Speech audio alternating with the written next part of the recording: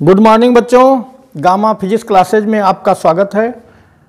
आज intermediate class 12th की बात करते हैं। 12th क्लास में आपका जो टॉपिक होगा वो इलेक्ट्रिक फील्ड इंटेंसिटी और इलेक्ट्रिक डाइपोल, ये दो टॉपिक बताए जाएंगे। बच्चों, एक बात ये कहना है कि हमने इस लॉकडाउन में जो अपना चैनल शुरू किया, इसके पहले बच्चे हमारे यहाँ स्टूडेंट्स कहा करते थे कि सर आप शुरू करिए, इसमें यूट्यूब पर चैनल शुरू करिए, बनाइए, लेकिन हम थोड़ा अवॉइड करते थे। लेकिन हमने ये देखा कि इधर हमने जैसे शुरू किया तो अप्रत्याशित रूप से बच्चों का सपोर्ट मिल रहा है। इसके लिए पहले हम आपको धन्यवाद देना चाहते हैं। अब आज का टॉपिक फिर से एक बार सुन लीजिए, इलेक्ट्रिक फील्ड इंटेंसिटी और इलेक्ट्रिक डाइपोल। तो electric field intensity, electric field intensity,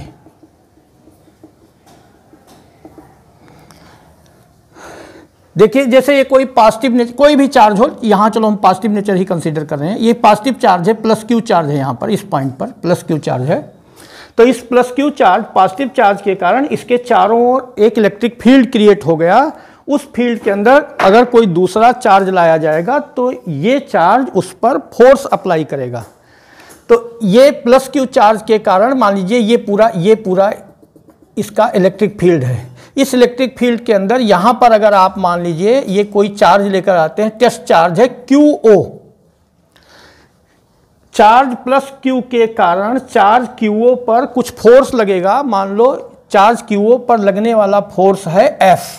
कितना फोर्स लग रहा है? F। चार्ज QO पर लगने वाला force F, force acting on charge QO equal to F। तो यूनिट चार्ज पर लगने वाला फोर्स कितना हो जाएगा? यूनिट चार्ज पर लगने वाला फोर्स हो जाएगा बच्चों F upon QO। O for observation या टेस्ट चार्ज है ये। वैद्युत क्षेत्र के भीतर, वैद्युत क्षेत्र ना, इस पॉजिटिव प्लस क्यू चार्ज का ये वैद्युत क्षेत्र है। वैद्युत क्षेत्र के भीतर किसी बिंदु पर, ये वाला पॉइंट जो लिया कंसीडर किया गया है, किसी बिंदु पर वैद्युत क्षेत्र की तीव्रता उस बिंदु पर रखे एकांक परीक्षण आवेश, यूनिट चार्ज है ना, एकांक परीक्षण आवेश पर लगने वाले बल के बराबर होती है। वैद्युत क्षेत्र के भीतर किसी बिंदु पर वैद्युत क्षेत्र की तीव्रता उस बिंदु पर रखे एकांक परीक्षण आवेश पर लगने वाले बल के बराबर होती है। इसी को वैद्युत क्षेत्र की तीव्रता कहते हैं। इंटेंसिटी ऑफ इलेक्ट्रिक फील्ड क्या है? Force acting on unit charge. लेकिन एक डेफिनेशन इसको और भी कह सकते हैं, ये अनुपात के हिसाब से कह सकते हैं। वैद्युत क्षेत्र के भीतर स्थित किसी बिंदु पर वैद्युत क्षेत्र की तीव्रता, इस वाले फार्मूले को देखिए, वैद्युत क्षेत्र के भीतर स्थित किसी बिंदु पर वैद्युत क्षेत्र की तीव्रता उस बिंदु पर रखे किसी टेस्ट चार्ज, परीक्षण आवेश पर लगने वाले बल तथा परीक्षण आवेश के मान की निष्पत्ति के बराबर होती है। ये निष्पत्ति वाली बात, निष्पत्ति माने होता है अनुपात।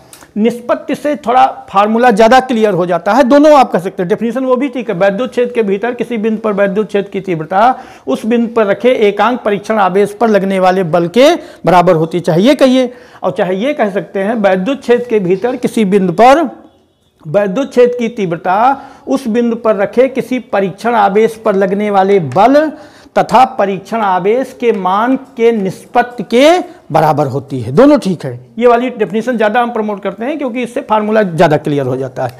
इसको वैद्युत क्षेत्र की तीव्रता को E से प्रदर्शित करते हैं तो क्या फार्मूला बन जाएगा? अगर QO, टेस्ट चार्ज QO पर लगने वाला बल F है तो वैद्युत क्षेत्र की तीव्रता E बराबर F अपान QO। F बल है, बल का मात्रक न्यूटन, और QO चार्ज है, इसका मात्रक कूलाम। तो मात्रक क्या बन गया बच्चों? न्यूटन प्रति कूलाम।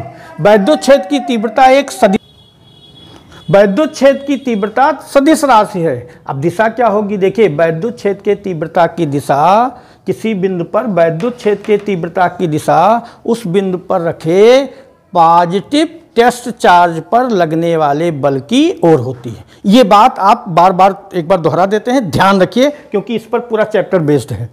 वैद्युत क्षेत्र के भीतर किसी बिंदु पर वैद्युत क्षेत्र की तीव्रता उस बिंदु पर रखे धन परीक्षण आवेश पर लगने वाले बल की ओर होती है। ठीक, उस बिंदु पर जहां पर वैद्युत क्षेत्र की तीव्रता की दिशा पता करनी हो वहां पर कोई पॉजिटिव नेचर का चार्ज रखिए, उस पॉजिटिव चार्ज पर जिधर बल लगेगा वही वैद्युत क्षेत्र की तीव्रता की दिशा होगी। ठीक बेटे, तो E बराबर F/QO ये वेक्टर क्वांटिटी है, इसका मात्रक न्यूटन प्रति कूलाम होता है। अगर हम डायमेंशनल फार्मूला की बात करें, डायमेंशनल फार्मूला क्या हो जाएगा, डायमेंशनल फार्मूला हो जाएगा, डायमेंशनल फार्मूला F बल है, बल का डायमेंशनल फार्मूला क्या होता है, mL/T-2 अपान QO चार्ज है, Q बराबर IT होता है, तो I माने विद्युत धारा मूल राशि है, इसका A होता है और ये T हो जाएगा। तो क्या हो जाएगा बच्चों, mL/T की पावर ये ऊपर जाएगा -3 हो जाएगा, T की पावर -3 A की पावर -1, ये इसका डायमेंशनल फार्मूला हो गया। तो वैद्युत क्षेत्र की तीव्रता खत्म हुई। अब वैद्युत क्षेत्र की तीव्रता due to intensity of electric field due to point charge, intensity of electric field due to, बोलो अगला टॉपिक क्या है बेटे, इलेक्ट्रिक फील्ड इंटेंसिटी किसके कारण, due to point charge, electric field intensity due to point charge.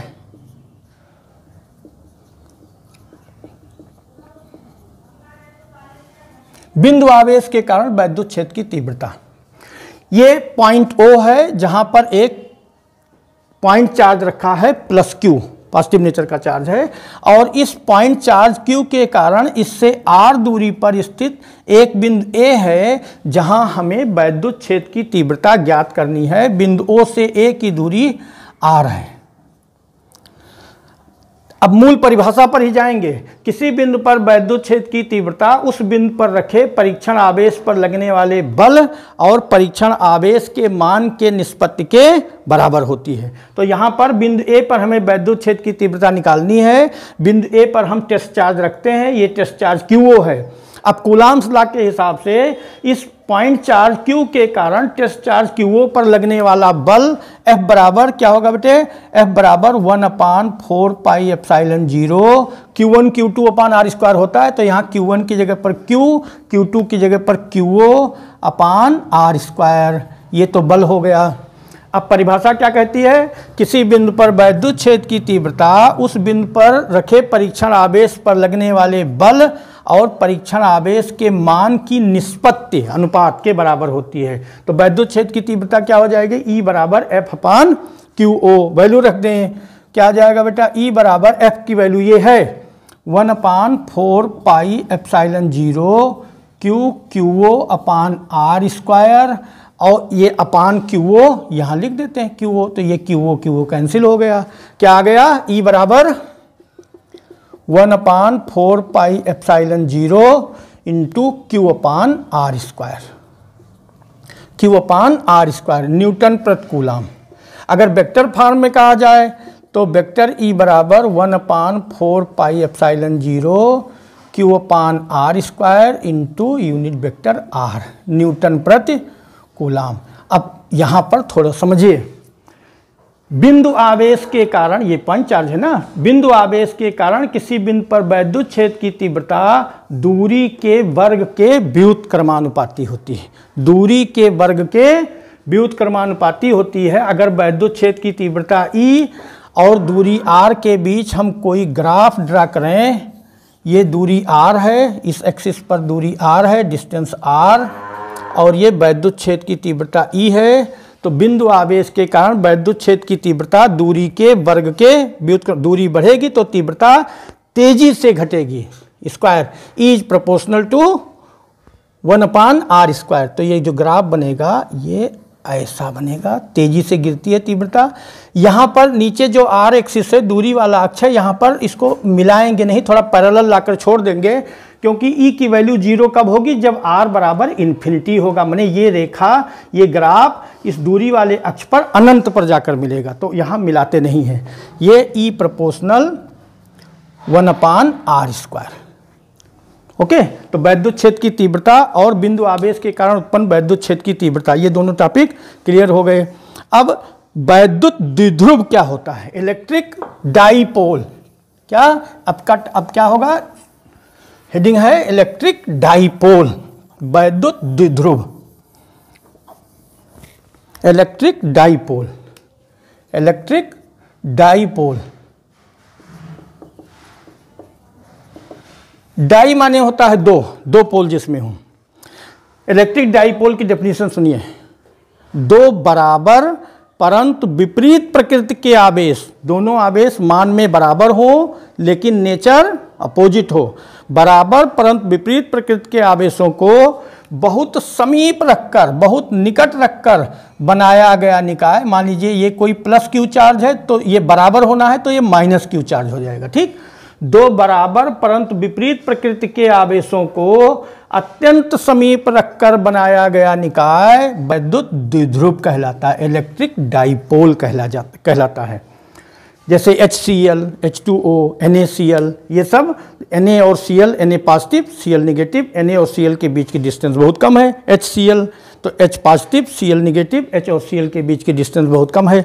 तो दो बराबर परंतु विपरीत प्रकृति के आवेशों को अत्यंत समीप रखकर बनाया गया निकाय वैद्युत द्विध्रुव कहलाता है, इलेक्ट्रिक डाइपोल कहलाता है। तो वैद्युत द्विध्रुव के दोनों चार्ज बराबर होते हैं मान में, लेकिन नेचर परस्पर अपोजिट होता है। इनके बीच की दूरी को हम प्रायः 2l मानते हैं। 2l इसलिए माना जाता है क्योंकि तमाम जगह इसको आधा करना पड़ता है, तो आधा करने पर ऐसे l मानेंगे तो l/2 हो जाएगा, इसलिए 2l माना जाता है। तो वैद्युत द्विध्रुव समझ में आया। अब वैद्युत द्विध्रुव का आघूर्ण क्या होता है, मोमेंट ऑफ इलेक्ट्रिक डाइपोल या इलेक्ट्रिक डाइपोल मोमेंट। वैद्युत द्विध्रुव का आघूर्ण क्या होता है बच्चों, वैद्युत द्विध्रुव के किसी एक आवेश, दोनों आवेश मान में बराबर है तो कोई भी एक आवेश ले लो।